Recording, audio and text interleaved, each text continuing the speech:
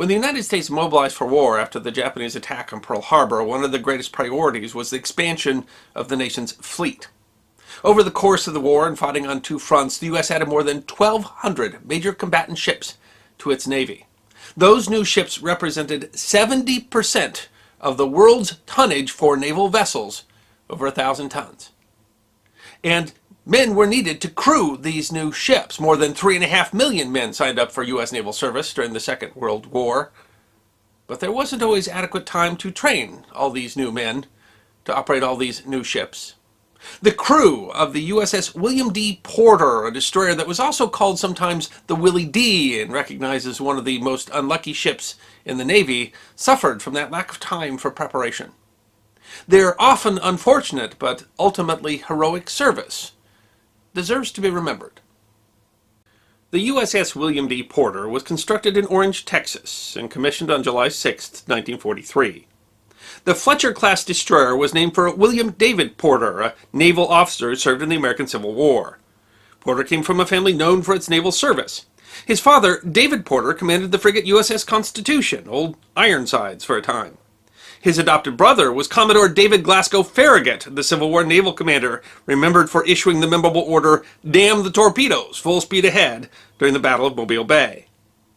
With a length of 376 foot 6 inches and a beam of 39 foot 8 inches, the USS William D. Porter's main armament was 10 torpedoes with 500-pound warheads, 5 5-inch main guns, depth-charge racks and launchers, and anti-aircraft artillery weapons.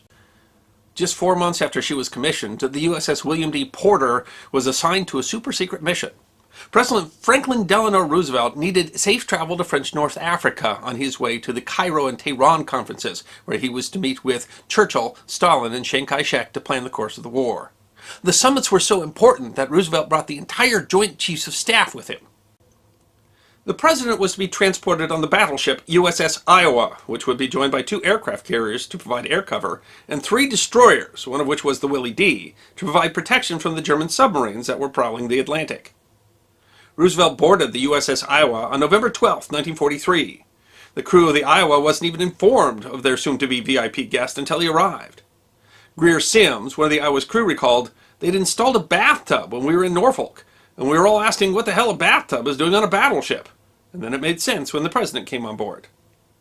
Lieutenant Commander Wilfred Walter was put in command of the William D. Porter as she left Norfolk, Virginia to join the Iowa. As they departed, the ship's anchor clipped another destroyer and ripped off its life rafts, railing, and other small pieces of equipment, including a lifeboat.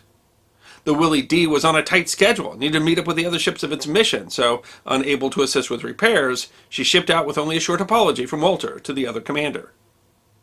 Iowa and its escort were supposed to be traveling in radio silence and fast in order to clear the dangerous Atlantic as safely as possible. The first day into the mission, the Willie D. accidentally dropped one of its depth charges in rough seas, and it exploded, sending the entire mission into battle preparations, believing they were being attacked by German submarines. The ship signaled its mistake, and everyone resumed the journey. Unfortunately, the next day, a large wave swept one of the William D. Porter's sailors overboard, and he was never recovered. Tragedy was followed by engine trouble, when the wave caused one of the ship's boiler tubes to fail and forced it to fall out of formation until repairs could be made. The Willie D. broke radio silence again in order to fix its engine. Then, on November 14th, the Iowa ran a series of training games to demonstrate her capabilities to President Roosevelt.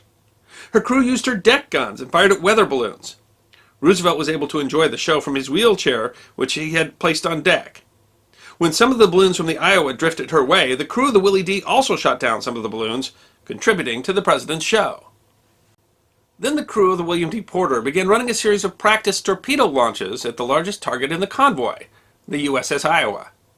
In training exercises, the torpedo launches are only simulated because the primers required to actually launch the torpedo from the tube are removed. Imagine the horror on the Willie D. when a live torpedo shot out of its tubes and headed straight towards the ship, carrying the President of the United States. In an effort to maintain radio silence but still prevent imminent disaster, Walter, Willie D.'s commander, ordered the signalman to sign the approaching danger to the Iowa. But at first, the inexperienced sailor mistakenly indicated that a torpedo was moving away from the Iowa. In his second attempt, he again messed up the message and signaled that the Willie D. was reversing. Frustrated with the signaling failures, Walter ordered his radio man to break the imposed silence and contact the Iowa using its code name Lion. The sailor relayed, "Lion, Lion, come right." In response, the Iowa said, "Identify and say again, where is submarine?" The Willie D replied, "Torpedo in water, Lion, come right, emergency." Around the same time, the torpedo had been spotted by the crew of the Iowa, and its crew began evasive maneuvers. The Iowa moved so quickly that the Secret Service had to hold Roosevelt's wheelchair in place as he sat on the deck and watched the approaching torpedo. The president seemed more bemused than frightened by the mishap. He wrote in his diary, "On Monday last, a gun drill. Porter fired a torpedo at us by mistake. We saw it. Missed by 1,000 feet." The torpedo ended up exploding in the Iowa's wake. According to legend, when the Willie D rejoined the formation, the Iowa and its escort pointed their guns at her, suspecting some assassination plot. The Iowa radioed the William D. Porter to ask what happened, and Walter responded, meekly, "We did it." The Willie D was sent back to Bermuda for questioning, while the rest of the convoy took the president to the summit. There is a rumor that the entire crew was arrested in Bermuda, but historians disagree if that story is actually true. The historical record is murky because the incident wasn't released to the public until 1958.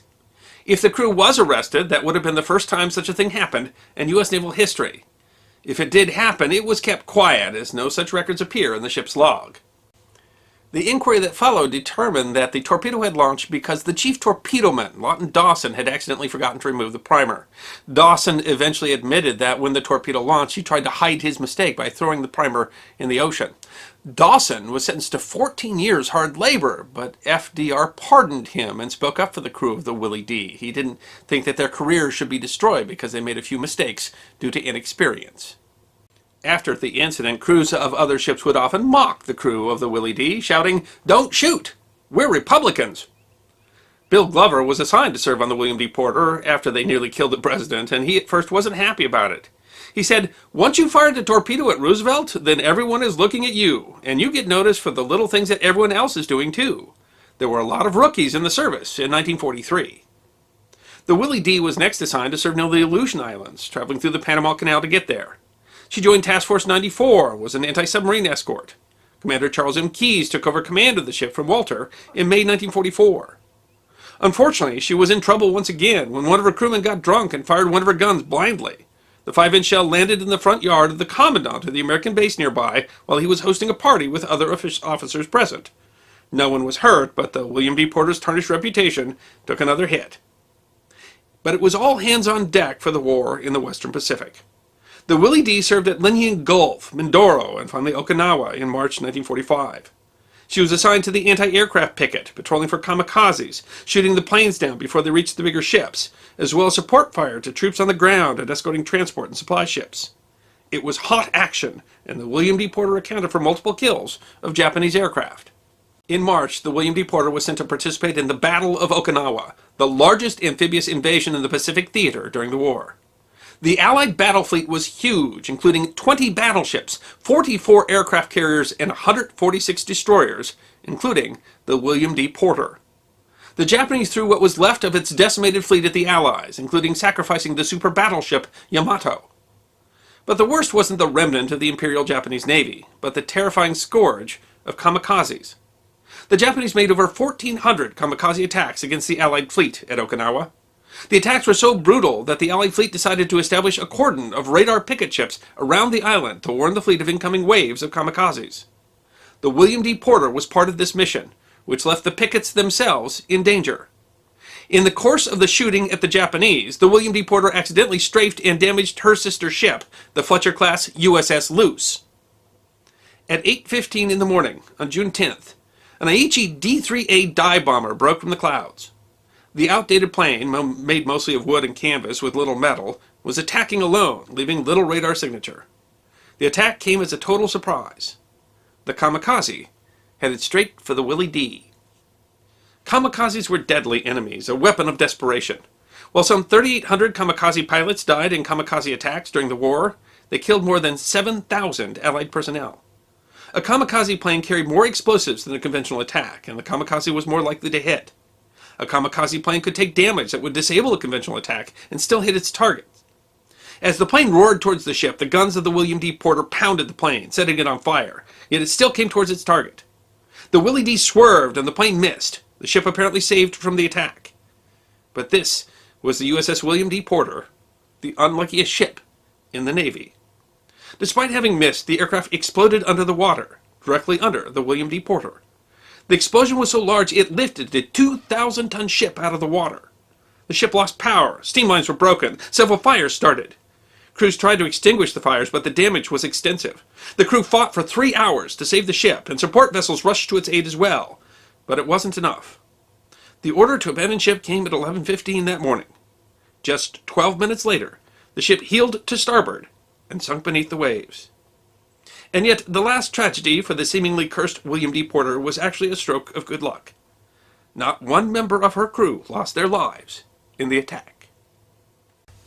While the USS William D. Porter is mostly remembered for her unfortunate series of events, she was actually characteristic of a Navy that greatly expanded in a short period of time on the backs of a generation that volunteered and sacrificed more than almost any other in history.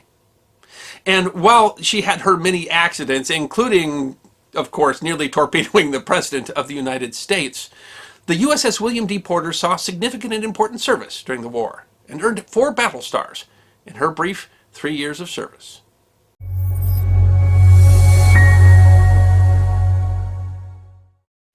The longest continual campaign of the Second World War was the Battle of the Atlantic. Fought across the Atlantic Ocean over shipping lanes and vital supply routes, the campaign resulted in the death of nearly 100,000 sailors and merchant mariners and the sinking of more than 14 million tons of shipping.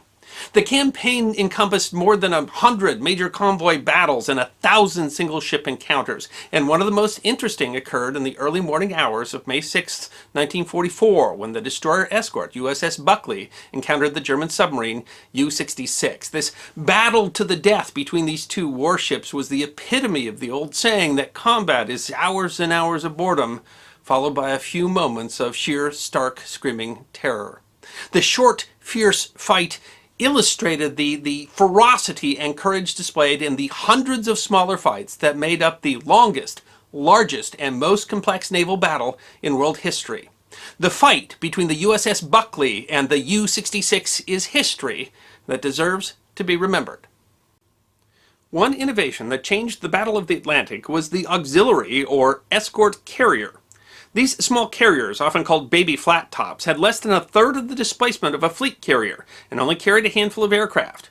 But included as parts of convoys, they were able to cover the dangerous mid-Atlantic gap where convoys could not be protected by land-based aircraft. Allied successes in mid-1943, with 38 U-boats lost in the month of May alone, had temporarily driven the U-boats from the convoy routes of the North Atlantic, and the Kriegsmarine was focusing on the area south of the Azores, trying to interdict convoys between the United States and Gibraltar. But the U.S. strategy had a new weapon. Improvements in U-boat tracking, both by code breaking and radar, sonar, and radio tracking, allowed a different role for the baby flat tops. Instead of just defending convoys, the carriers, along with escorts, could be sent to areas where U-boats congregated and track them down. These flotillas, which began in the spring of 1943, included an escort carrier and up to a half-dozen anti-submarine escort ships, and were called hunter-killer groups. On April 26, 1944, a hunter-killer group with the escort carrier USS Croatan sunk the U-488, a type of U-boat called a milch cow, a vessel that tended and refueled U-boats, off the Cape Verde Islands. A hunter-killer group led by the USS Block Island was sent to find and destroy the U-boats in the area who may have been trying to rendezvous with the U-488. The USS Block Island was constructed by the Seattle-Tacoma Shipbuilding Corporation and launched in June of 1942. Built on a C-3 tanker hull, the Block Island displaced 7,800 long tons and carried 24 aircraft. The hunter-killer group also included 4 destroyer escorts, the USS Ahrens, Barr, Eugene E. Elmore, and Buckley. The group had been tracking and harassing a U-boat with which they had had intermittent contact since May 1st. They did not know it yet, but the submarine was the U-66. It was a veteran vessel, and its 9 wartime patrols had sunk 33 merchant vessels, totaling more than 200,000 gross registered tons, and damaged 2 British torpedo boats who had tried to sink her. In tonnage sunk, the U-66 was the 7th most successful U-boat of the war. The U-66 was a Type 9C U-boat, launched in January 1941. It had a surface displacement of 1,100 long tons and a crew of 48 officers and men. With a maximum surface speed of 18.3 knots, it was armed with 6 torpedo tubes, a 10.5 centimeter deck gun, and one 3.7 centimeter and a twin 2 centimeter anti-aircraft guns. In May 1944, it was commanded by Oberlieutenant zur See Gerhard Seehausen. As suspected, U-66 was in the area to rendezvous with the U-488 for supply, but in the Battle of the Atlantic, the line between Hunter and Hunted was thin. Near midnight on May 5th, the Block Islands radar caught the U-boat just 5,000 yards off, apparently preparing to make a torpedo attack on the carrier. The carrier surged ahead at flank speed and executed an emergency turn to avoid the attack. USS Buckley was dispatched to the site of the radar signal. The USS Buckley was the lead ship in a class of destroyer escorts, of which 154 were produced. Buckley was launched January 9, 1943. The ship displaced 1,673 long tons and had a normal complement of 186 officers and men. It was armed with 3 large 3-inch guns, a quad 1.1-inch gun, 8 lighter 20mm guns, torpedoes, and depth charges. It could make a top speed of 25 knots. In May 1944, it was commanded by Lieutenant Commander Brent M. Abel of the United States Navy Reserve. At 2:16 a.m., a Grumman Avenger, unarmed and on a night radar patrol, got a radar contact 20 miles from the Buckley and directed the ship to it. Moving at flank speed, literally pushing the engines and screws to their limits, the Buckley raced to the scene. The plane reported that the submarine appeared to be lying to, which suggested that it was waiting to resupply, not knowing that the U-488 had been destroyed. This gave the Buckley the opportunity to surprise the U-boat on the surface. Lieutenant Commander Brent M. Abel, in command of the Buckley, reported that there was a brilliant moon and calm sea with a gentle breeze from the northeast. The Buckley made radar contact at 2:46 a.m., and Abel called the crew to general quarters. At the time, the submarine was moving around too erratically to attempt a torpedo attack, and Abel decided to hold fire until they drew close, hoping the U-boat would think that they were a supply boat and allow them to close. At 9,000 yards, the submarine fired 3 flares, an apparent recognition signal for their supply boat, and the first indication that the U-boat had seen them. The Buckley closed at flank speed. At 4,000 yards, Abel reported that the U-boat was perfectly silhouetted by the bright moon. A perfect target. The Buckley turned left, bringing the U-boat dead ahead. It was a well-timed move, as the U-boat had recognized the threat. As the Buckley turned, a torpedo passed to starboard. Abel then had Buckley turn right to keep the submarine silhouetted by the moon, and the submarine started firing with machine guns. The Buckley commenced firing at 2,100 yards. Shots from the 3-inch guns rammed into the submarine's forecastle, preventing the U-boat crew from reaching the main deck gun. The Buckley now had all guns firing, with the bridge directing the fire of the large 3-inch guns based on radar. Seehausen turned the U-66, moving it so as not to be silhouetted by the moon. This gave them a chance to bring their 10.5 centimeter deck gun into action. Tracers were landing all around the Buckley, but in the dark, the Germans were firing high and most of the shots went long. The only hit scored by the U-66 deck gun pierced Buckley's stack. Abel ordered left full rudder, which brought the sub back into the moonlight. Buckley's guns were scoring hits on the submarine's conning tower, and fire from the U-66 became intermittent. Knowing he was outgunned, Seehausen was trying to make some distance to allow a torpedo attack. Lookout saw a torpedo wave coming towards the starboard bow, and Abel ordered right full rudder, causing the torpedo to pass. The Avenger was still in the air, giving direction using its radar, and that offered Buckley an advantage. The Buckley closed, firing like blazes. A shot appeared to start a fire on the U-boat's bridge. Abel had the Buckley closed to 20 yards on a parallel course. The U-boat was being raked from bow to stern with machine gun fire and point-blank 3-inch fire. Abel then ordered Buckley to turn hard right, ramming the U-boat and riding up on her forecastle. Trapped, the crew of the U-boat swarmed out, trying to board the Buckley, or maybe to distract the destroyer so the submarine could make its escape. Abel reported that machine gun, Tommy gun, and rifle fire knocked off many of the U-boat crew as they swarmed out of the submarine. Close quarters combat was extremely rare in the Second World War, but these two ships were locked in a desperate struggle, and the crews were fighting each other hand to hand or using small arms.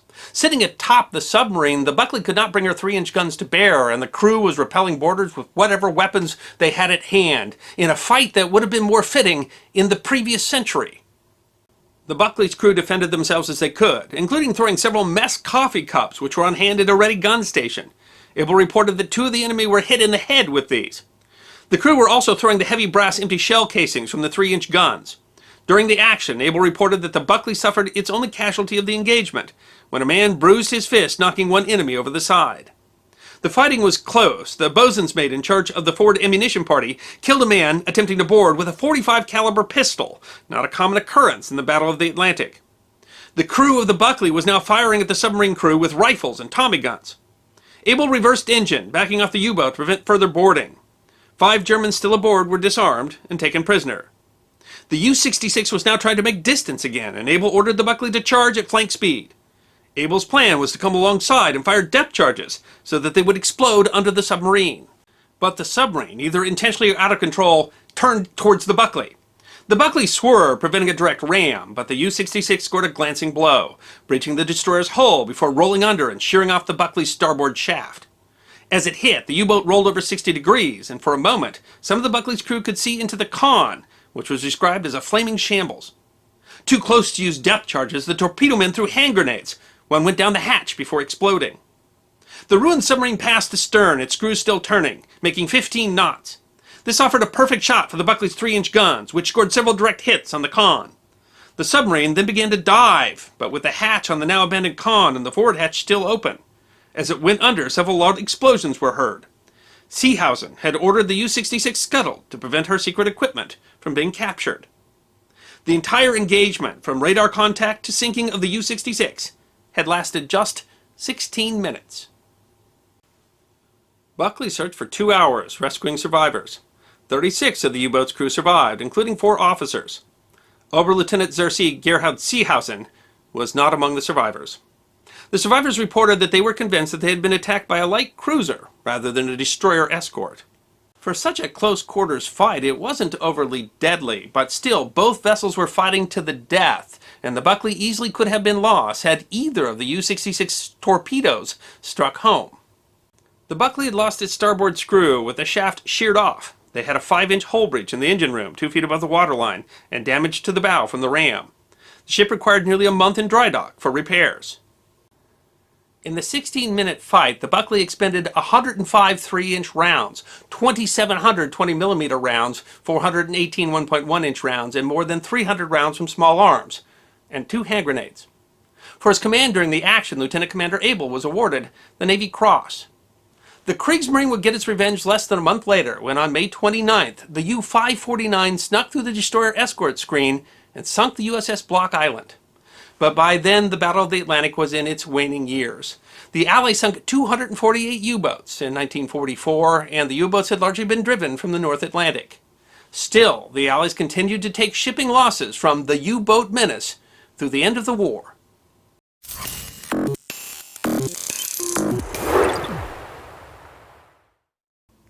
Today is Pearl Harbor Day, the anniversary of the Japanese attack on the U.S. Pacific Fleet that President Franklin Roosevelt called a date which will live in infamy. Among the many stories of heroism on this day is one of a small, outdated vessel crewed by naval reservists that played a unique role in the Second World War and the attack on Pearl Harbor. This scrappy vessel demonstrated the spirit of the U.S. Navy and the determination of the nation through 2 wars and some of the hardest fighting in the history of the Navy. The history of the USS Ward deserves to be remembered. James Harmon Ward had an extraordinary career in the Navy. Appointed a midshipman in 1823, he served aboard Old Ironsides, the USS Constitution in the Atlantic Squadron. Later he served in the blockade of Africa, an operation that cooperated with the British Royal Navy to intercept and stop the West African slave trade. And then in the West Indies, fighting pirates. Because doesn't every great story involve pirates? A naval scholar, Ward taught courses for midshipmen and authored textbooks on naval theory and practice. When, in 1845, Secretary of the Navy George Bancroft formed a naval school on the grounds of the former U.S. Army Fort Severn in Annapolis, Maryland, James Harmon Ward was one of the first 5 founders and the first Commandant of Midshipmen of what would eventually be called the U.S. Naval Academy. At the advent of the U.S. Civil War, he was given command of the Potomac Squadron. There, in the June 1861 Battle of Matthias Point, he was leading from the front, having brought his flagship, the steamer USS Thomas Freeborn, close to shore to protect a retreating shore party. While sighting the ship's bow gun, Commander Ward was killed by sniper fire. He was the first U.S. naval officer killed fighting in the Civil War, and his name would carry on in the U.S. Navy. The development of the self-propelled torpedo in the 1860s led to a new vessel for naval service, the torpedo boat. These small, cheap, and fast boats could run out and engage large ships with torpedoes and then retreat. The first successful use of such a boat to sink an armored ship with a self-propelled torpedo occurred during the Chilean Civil War of 1891, when the torpedo gunboat Almirante Lynch sank the armored frigate Blanco Encalada in the Battle of Caldera Bay. The development of the torpedo boat then gave rise to another class of vessel, the torpedo boat destroyer, whose purpose was to screen larger warships from attacks by torpedo boats and be able to fire torpedoes themselves. The first boat of this type built for the United States was the USS Bainbridge, commissioned in 1903. U.S. Navy destroyer designs evolved quickly. By 1916, when it was increasingly clear that the U.S. may be drawn into the First World War and the Navy was being greatly expanded, the Naval Appropriations Act called for the construction of 50 WWII-class destroyers, vessels with a displacement of 1,154 tons, nearly 3 times the size of the 420-ton Bainbridge commissioned just 13 years earlier. The submarine threat that became apparent during the Great War gave greater impetus to produce destroyers, and eventually 267 of the WWII class and the similar Clemson class destroyers were built. One of those was the USS Ward. Designed for high speed and mass production, WWII class destroyers were larger than previous U.S. designs, largely because of the requirement that they be able to make 35 knots, fast enough to keep up with the Lexington and Omaha class cruisers. The larger design used a single deck that was continuous from stem to stern, differentiating it from previous U.S. destroyer designs that had a raised forecastle. Thus, the WWIIs and the closely related Caldwell and Clemson-class destroyers were commonly called the flush-deck destroyers. They had 2 boilers and thus 4 stacks. Armament was 4 4-inch 50-caliber guns, 12 21-inch torpedo tubes, a 3-inch 23-caliber anti-aircraft gun, and depth charges. Built at the Mare Island Naval Shipyard near Vallejo, California, the construction of the USS Ward is a testament to the extent of the U.S. mobilization during the First World War. The Navy was emphasizing destroyer production, even delaying the production of cruisers to facilitate more destroyers being built. Under this pressure, the ship's keel for USS Ward was laid May 15, 1918, and she was launched June 1st, marking a U.S. record for the production of a destroyer of only 17 days. Ward was commissioned into service on July 24th, one of only a handful of WWII-class vessels completed in time to serve during the Great War, and was the flagship of the Destroyer Division 18, but saw no combat. In May of 1919, Ward was part of a famous first, participating in a chain of Navy ships that provided navigational aid and lifeguard station for a U.S. Navy Curtiss flying boat, which became the first aircraft of any kind to fly across the Atlantic Ocean, or any of the other oceans for that matter. In 1921, with most of her sister ships, Ward was decommissioned and placed in reserve in San Diego. But in January 1941, with war on the horizon, Ward was recommissioned, manned by reservists of the Minnesota Naval Reserve, which had been called to active duty during the same month. Many of the recommissioned ships were sent to the Atlantic to protect convoys, but Ward was sent to Hawaii, arriving in March. She was assigned, along with 3 other World War I-era destroyers, to patrol the harbor entrance to Pearl Harbor, where the U.S. Pacific Fleet had been moved. 1941 was a tense year. The U.S. and Japan were at odds over Japanese actions in China and Indochina. The U.S. froze Japanese assets on July 26, 1941, and on August 1st established an embargo on oil and gasoline exports to Japan. While negotiations were ongoing, tensions were high, and in November the Coastal Patrol was given orders to depth charge suspicious submarine contacts, in essence, permission to shoot, as submarines that entered territorial waters while submerged were not protected by innocent passage protections. On December 5th, Ward got a new commander, Lieutenant William Outerbridge, a 1927 graduate of the U.S. Naval Academy. Ward was his first command, having been executive officer aboard the destroyer USS Cummings. 2 days later, Ward was on her routine patrol outside Pearl Harbor around 4 a.m. when she received visual signals via signal light from the Coast Guard manned coastal minesweeper USS Condor. The Condor had a tentative sighting of a periscope. Ward called to general quarters and conducted a search using sonar for the next hour, but turned up no contacts. At 6:40, the General Store's issue ship Antares, waiting outside the harbor for a favorable tide, sent another signal about a suspicious object off her stern. Ward's lookout saw behind the Antares a small wake, the sign of a periscope, the risk for which they had been warned in November. At first, the watch commander thought it might be a buoy, but decided probably it was a conning tower of a submarine, although the U.S. didn't have anything that looked like that in its Navy. The officer on the bridge, Lieutenant Gepner, sent for Captain Outerbridge, who was sleeping in the nearby ready cabin. Outerbridge came to the bridge still wearing his pajamas. By his observation, it looked to be a submarine, apparently intent on following the Antares into Pearl Harbor. Following the order that had been issued in November, Outerbridge ordered an attack, charging the contact. The first shot came from the number 1 4-inch gun mount, but went long. Then number 3 gun came to bear, firing a second round. The submarine was so close that the shot was below the gun's targeting reticle. The gunner had to fire by sight alone. The shot seemed to hit the submarine's conning tower, but the crew couldn't be sure. Word then dropped 4 depth charges. Outerbridge sent a message to the 14th Naval District headquarters. He wanted to be clear because he did not want them to mistake the attack as being on just an unidentified sonar contact. "We have attacked, fired upon, and dropped depth charges upon submarine operating in defensive sea area," he reported. The message should have been a warning that an enemy attack was imminent, but the message took time to work its way through channels, and command then required confirmation. Another destroyer was sent to help search for contacts, but the Navy did not grasp the significance of the event. Ward saw other sonar contacts and fired more depth charges, but saw no more submarines. They were still outside the harbor when the air attack began. The crew at first thought the explosions they were hearing were from highway work. The submarine the Ward had seen was a Japanese Type A midget submarine, one of 5 that had been launched from larger submarines some 10 miles from Pearl Harbor on December 6th. The Type A was about 75 feet long, carried 2 450mm torpedoes, and had a range of about 100 nautical miles. The question of what the Ward saw and whether it scored a hit was not definitively answered until August of 2002, when researchers from the University of Hawaii finally discovered the wreckage of the submarine, with a clean hole through the conning tower, right where Outerbridge had said the number 3 gun had hit.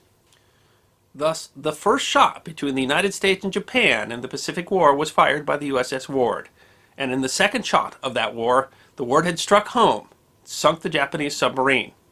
The first casualties and first vessel loss in the Japanese attack on Pearl Harbor were Japanese rather than American. USS Ward continued her duties outside Pearl Harbor through the end of the year, but in 1942 was sent to California to be one of 17 Wicks-class vessels to be refitted as high-speed transports. High-speed transports were a new concept. These converted destroyers were designed to be able to disembark troops under fire. Their armament was sufficient to defend themselves from small naval ships and to provide fire support, while they were fast enough to avoid larger ships. Their primary role was to deliver small units, such as Marine Raiders or Army Rangers. The flush-deck destroyers were a good fit for the role, as removing the second boiler, and consequently 2 of the 4 stacks, allowed accommodation for 200 troops, a company-sized unit, while reducing the top speed to 25 knots. The torpedo tubes were removed, allowing room to mount 4 large landing craft. In addition, Ward's older 4-inch 50 caliber guns were replaced with newer 3-inch 50 caliber anti-aircraft guns. Along with depth charges, the high-speed transport was effective both as an anti-aircraft screen and an anti-submarine role. High-speed transports were given the designation APD, AP meaning transport, and D meaning destroyer. The former USS Ward was redesignated APD-16 and was ready for service in February 1943. The work of the fast transports was arduous, combining the roles of transports and destroyers. APD-16 participated in a dizzying array of operations in the Solomon Islands and the invasion of New Guinea. In December 1944, the ship was engaged in landing operations supporting the invasion of the island of Leyte, the beginning of the operation to recapture the Philippines. On a patrol assignment, the APD-16 and the destroyer USS Mahan came under air attack by a group of Japanese G4M Betty bombers with escort fighters. 3 broke off to attack the high-speed transport. Her blazing guns splashed 2. The 3rd was hit, but crashed into APD-16 amidships, hitting so hard that one of the plane's 2 engines continued on through the ship, exiting at the waterline on the starboard side. The bomber exploded, starting uncontrollable fires. The ship came to a stop, her crew attempting to fight the fires, but the hoses had lost pressure. They received assistance from the destroyer USS O'Brien, but as the fires burned towards the fuel and ready ammunition storage, the ship's commander, Lieutenant Raymond Forrest Farwell Jr., had to give the order to abandon ship. Miraculously, only 1 member of the crew had been injured, and the crew was safely evacuated to other ships. As the fires were beyond control, USS O'Brien was ordered to sink the burning transport with gunfire. In a stunning coincidence, the former USS Ward went under at 11:30 a.m. on December 7th, 3 years to the day after she fired the first shot of the war in the Pacific. The commander of the USS O'Brien, ordered to sink the gallant ship, was William Outerbridge, who had commanded her that day outside Pearl Harbor. USS Ward earned 1 battle star as a destroyer and 8 battle stars as a high-speed transport. Her distinguished service and dogged determination well represented the Navy in the Pacific Campaign. Ward's number 3 4-inch 50 caliber gun that fired the second shot and sunk the first enemy vessel of the Pacific War was removed when the ship went in for refit in 1942. In 1958, that gun was installed as a memorial out front the Minnesota State Capitol in St. Paul. The wreckage of the former USS Ward was discovered by the research vessel R.V. Petrel in December 2017. William Outerbridge continued to serve with the Navy until 1957, when he retired as a Rear Admiral. He passed away in 1986 at the age of 80.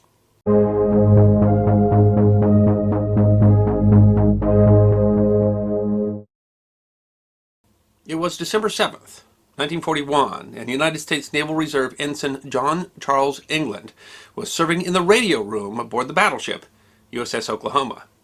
He actually hadn't been scheduled for duty that morning. He had traded shifts. His young wife, Helen Elaine, whom they called Laney, was due to arrive the next day, and she was bringing with her their newborn daughter, Victoria, whom he was yet to meet. And so he had traded shifts so that he would have more time with them when they arrived. The Oklahoma was moored to berth Fox 5 that day next to the battleship Maryland, and was one of the first ships attacked by torpedo planes of the Akagi and the Kaga. The Nevada-class battleship took 3 torpedoes in quick succession, and as she started to roll to capsize, was struck by 2 more. Ensign England survived those initial attacks. He could have made it free, but instead he chose to go back inside the battleship and lead a shipmate to safety. He went back in 2 more times and rescued 2 more shipmates, but when he went in a 4th time, he never came back out. He was officially listed as missing, one of 429 officers and enlisted men to die on the battleship Oklahoma in the Japanese attack. He was just 4 days shy of his 21st birthday. His daughter, Tora, never met her father. Almost exactly 2 years later, on December 10th, 1943, a new Buckley-class destroyer Escort was commissioned. It was christened the USS England in his honor. And its extraordinary service would well demonstrate the change in tactics, in technology, and in the fortunes of war that had occurred in the intervening 2 years. It is history that deserves to be remembered. It was May 18th, 1944, and the 306-foot-long, 1,400-long-ton displacement destroyer USS England was leaving Tulagi Harbor in the Solomon Islands. England was under the command of Lieutenant Commander Walter B. Pendleton, a graduate of the U.S. Naval Academy. Pendleton had commanded the Lapwing-class minesweeper USS Tern during the attack on Pearl Harbor. The Tern was credited with shooting down a Japanese aircraft and had rescued survivors of the Arizona. England had arrived in the Solomon Islands in March, and while it had done escort duty between the New Hebrides and Guadalcanal, it was yet to see combat. Pendleton and USS England were anxious to repay the Imperial Japanese Navy for Pearl Harbor. 5 days earlier, and some 2,000 miles away, at Truk Harbor in the Caroline Islands, Lieutenant Commander Yoshitaka Takeuchi, in command of a Type C-1 Japanese submarine I-16, was preparing to get underway on a mission to supply a Japanese garrison on Bougainville Island in New Guinea. Takeuchi radioed the headquarters of Submarine Squadron 7, located on Saipan in the Mariana Islands, estimating his arrival at Bougainville on May 22nd. Takeuchi did not know that the U.S. Navy had eavesdropped on his message. The Japanese naval code, called JN-25, was different than the mechanically enciphered German Enigma code. JN-25 was a book cipher, where the sender writes the message and then encodes it using a code book. Even before the war, the U.S. had had success with Japanese naval codes, which were vulnerable to standard cryptological attacks, such as frequency analysis. Cracking the code required deducing the meanings of phrases in each new code book, but although the code books were changed frequently, they were not changed radically. Codebreakers at Pearl Harbor had cracked the code in 1942, allowing them to predict the Japanese attack on Midway Island. The U.S. had been carefully using the knowledge gained from their codebreaking to assist U.S. submarines, which, when combined with the development of more reliable torpedoes, had significantly improved U.S. success. But sharing information with submarine hunters was relatively new. England was dispatched, along with the Buckley-class destroyer escorts USS George and USS Raby, to track down the I-16. They departed Tulagi Harbor on May 18th, and on May 19th, a U.S. plane spotted the I-16 on the surface. Alerted, Raby, George, and England rushed to the location of the sighting and conducted what was called a line-abreast radar sweep. The line-abreast sweep allows ships to combine their search, creating a large entrapment triangle in front of the vessels. The ships in a line-abreast formation are close enough for convenient communications and know the positions of their fellow ships. In addition, ships are in a position to coordinate during attack once a contact is made. The England's soundman, John D. Prock, was the first to make contact. He announced, "Contact, bearing 305 degrees, range 1,800 yards." They radioed the officer in tactical command aboard the USS George. England would go in for the attack, while George and Raby would circle some 2,000 yards out, preventing the I-16 from escaping. Pendleton first ordered a non-firing run to confirm the contact was a submarine, and then made its first firing run. It was England's first attack against a live target. The England was armed with a weapon that was relatively new to the Pacific theater, the Mark X Hedgehog anti-submarine mortar. The Hedgehog had been designed by the British in 1941 and was first used in 1942, but didn't become widely available until late 1943. The Hedgehog was designed to fire a spread of 24 anti-submarine projectiles, 200 to 300 yards ahead of the ship. Each projectile had a contact fuse that detonated on impact with a submarine. If one of the projectiles hit a submarine, there would be an explosion. The Hedgehog could be reloaded in about 3 minutes for a repeat attack. Although the explosive charge of the Hedgehog projectile was smaller than a standard depth charge, a contact explosion of only one would usually be sufficient to breach the submarine's hull and sink it. The first salvo fired, but there were no explosions. The submarine had been making a hard right, and the England had failed to lead her enough and missed to the left. England regained contact and fired again. This time a Hedgehog exploded, but the England could not detect signs that the submarine had been damaged. The I-16 had 9 war patrols during the war, and Takeuchi was an experienced captain. He moved the submarine behind the England, masking his sound in their wake. But England made contact again, throwing out another deadly Hedgehog salvo, but the I-16 was deeper than anticipated, and again none of the Hedgehogs exploded. A fourth attack also missed. Takeuchi was throwing his rudder side to side to evade the attack. But the England was onto his game. Sound recorded 5 to 6 hits with the fifth attack. But still, was the I-16 sunk? The answer came 2 minutes later. The explosion of the I-16 was so powerful it lifted the fantail of the England 6 inches out of the water. I-16 was lost with all hands. There was some poetic justice. I-16 had been at Pearl Harbor, had launched one of 5 midget submarines intended to attack inside the harbor. In her first combat, USS England had gained some revenge for the young ensign after whom she was named. But there was more to come. The Imperial Japanese Navy was attempting a desperate action called Operation Ah-Go to draw the U.S. fleet into a decisive engagement. In support, 7 Japanese submarines of the 7th Submarine Squadron had been sent to establish a line to intercept the predicted path of U.S. aircraft carriers. The U.S. had caught an odd bit of luck. A U.S. aircraft had observed the submarine RO-104 and radioed a contact report. The Japanese had intercepted the communication and as a result had ordered the 6 submarines to relocate their line to the south. The U.S. had intercepted those orders and from the communication had been able to divine the location of the submarines.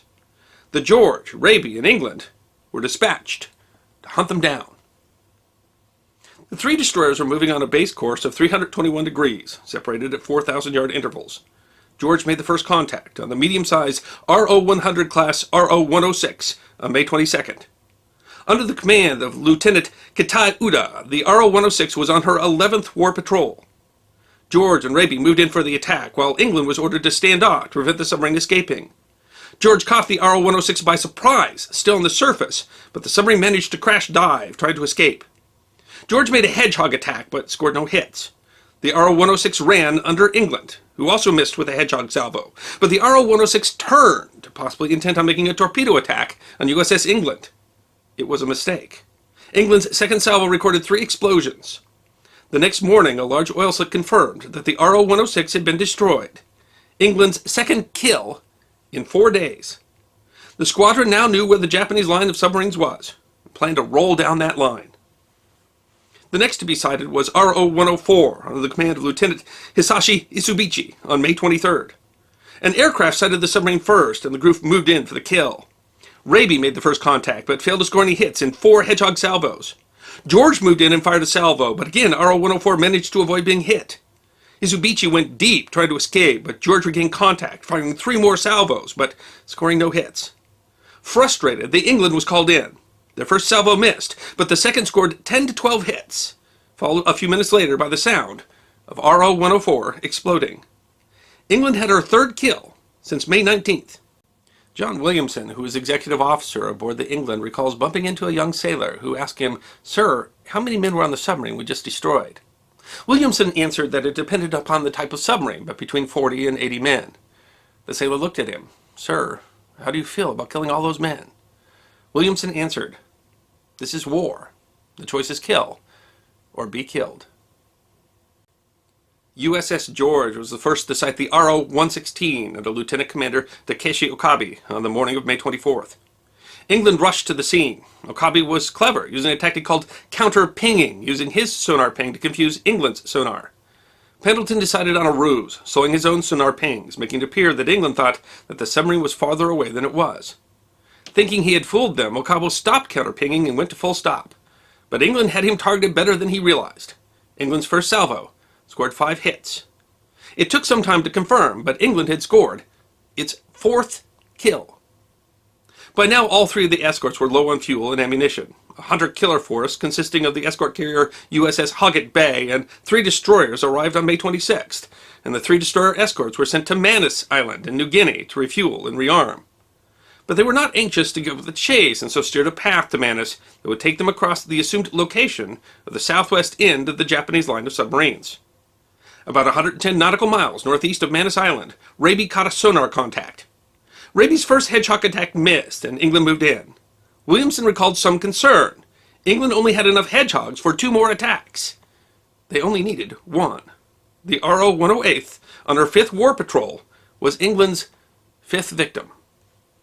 In the early morning hours of May 30th, England, Raby, and George had been joined by another destroyer escort, the USS Spangler. The Fletcher-class destroyer, USS Hazelwood, screening the Hoggett Bay, had made a contact, but its depth charge attacks had been unsuccessful. The submarine was the RO-105 and had Captain Ranosuke Kato, commander of Japanese Submarine Division 51, aboard. One of their most experienced submariners, Kato had managed to keep breaking contact. By the next day, the destroyers were still in pursuit. Commander Haynes, the officer in tactical command, or OTC, aboard the George, held England back, ordering them to stand off. Raby, George, and Spangler all made attacks, with George apparently scoring some hits, but Kato managed to keep the submarine alive. Finally, Haynes, exasperated, radioed, "Oh hell, go ahead, England." England charged, caught a good sonar contact, and scored 6 hits in her first salvo. Haynes radioed, "God damn it, how do you do it?" USS England's impressive 6 submarine kills in 12 days is a feat that is unparalleled in the annals of anti-submarine warfare, but it demonstrates the change in technology and tactics and coordination that occurred over the course of the Pacific War. Of approximately 25 Japanese submarines that were deployed in May and June of 1944, 17 were sunk. USS England received the Presidential Unit Citation, and Lieutenant Commander Pendleton received the Navy Cross and a promotion to Commander. But the England would go on to see another change in tactics that occurred over the course of the Pacific War. She was on picket duty in May of 1945 near the island of Okinawa when she was attacked by 3 kamikaze aircraft. Despite her guns setting one afire, it managed to strike her on the starboard side, just below the bridge. They managed to save the ship and fight the fires, but 37 members of England's crew were killed. 25 more were wounded. She limped back to the United States and was going to be converted to a high-speed transport, but with the end of the war, it was decided that her damage was not worth repair. England was stricken from the rolls, sold for scrap. Admiral Ernest King, who had been the chief of naval operations during the Second World War, said after England's success in the spring of 1944 that there will always be an England in the United States Navy. And that promise was kept in the form of the Leahy-class guided missile cruiser USS England, which proudly served the nation for more than 30 years between 1963 and 1994.